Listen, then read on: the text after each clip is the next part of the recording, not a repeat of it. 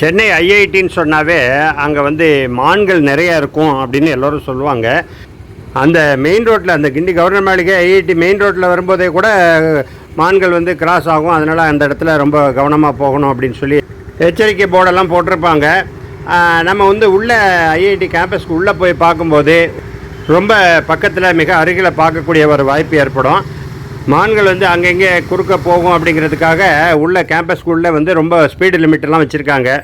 இந்த மான்களுக்கு வந்து இந்த பனம்பழம் ரொம்ப பிடிக்கும் போல இருக்குது. நம்ம அதை பார்க்க முடிஞ்சுது. பனம்பழம் அப்படிங்கிறதே நம்மள நிறைய பேருக்கு தெரியாது. அதாவது இந்த நுங்கு நல்லா கேள்விப்பட்டிருப்பீங்க. நுங்கு அப்படியே பழுத்துச்சுன்னா அதுதான் பனம்பழம்.